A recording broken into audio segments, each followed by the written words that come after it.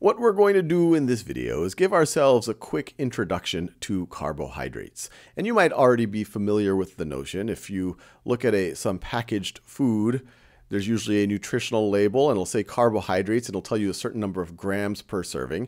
And not all carbohydrates are edible, but many of the things that we eat, or many carbohydrates, are edible, and many of the foods we eat have some carbohydrate component to it.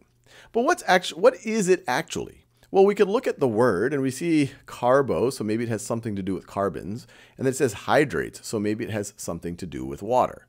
And if you said that, you'd be pretty close, because carbohydrates do involve carbons. In fact, this is a very typical carbohydrate, a very simple one right over here. This is a glucose molecule, and in gray, you see that it has 6 carbons.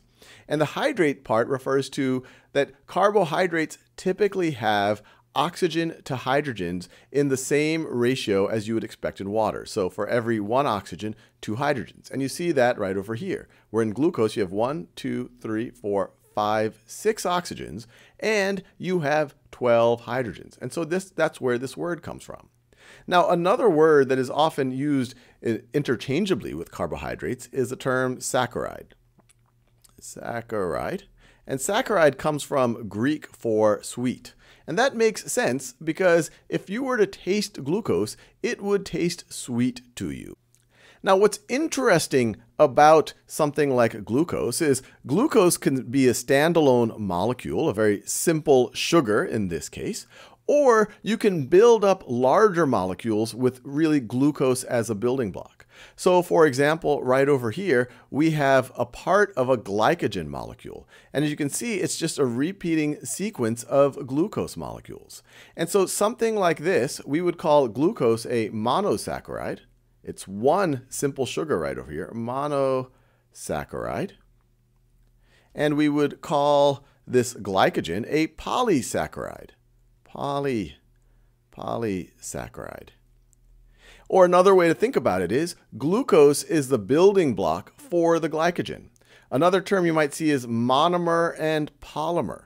Those are the general terms of if I'm building a large molecule out of a chain of smaller ones, the building blocks we would consider to be monomers, and then the thing that we build out of those monomers could be our polymer.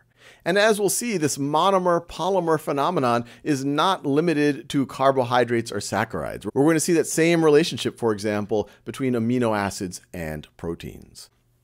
Now, what role do carbohydrates play inside of biological systems? Well, saccharides or carbohydrates are often associated with a source of energy. Glucose can be converted very quickly to energy in biological cells. Glycogen is also a store of energy in your liver and your muscles. And once again, it can be broken down into the glucose molecules, which once again is a very readily available source of energy. Now, in plants especially, some of these polysaccharides could also play a structural role if we're talking about things like cellulose, which is another polysaccharide. So there's also a structural role. Now, I will leave you there. We have focused only on one type of monosaccharide in glucose and only on one type of polysaccharide in glycogen. As we will see, glucose does show up a lot, but there are many other types of monosaccharides, and there are many other types of polysaccharides. And polysaccharides in particular are part of a broader group of molecules known as macromolecules.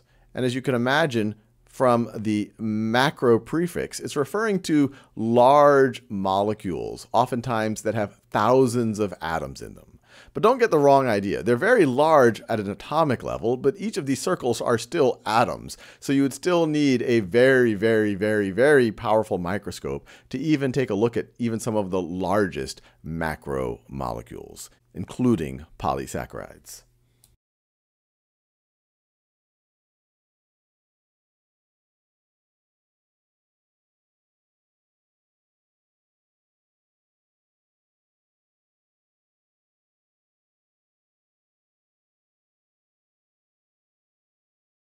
And especially when we talk about polysaccharides, they are a subset of a class of molecules in biological systems that are often known as macromolecules. And the reason why they're called macromolecules is that they're made up of many atoms or even many components. But don't get the wrong idea. Just because they're called macromolecules, they're big for molecules. As you can see, this glycogen is much larger than one individual glucose molecule, but they are still very, very, very small from a human point of view. Each of these circles are atoms, so they are very, very, very, very small. And in other videos, we're going to look at other types of macromolecules.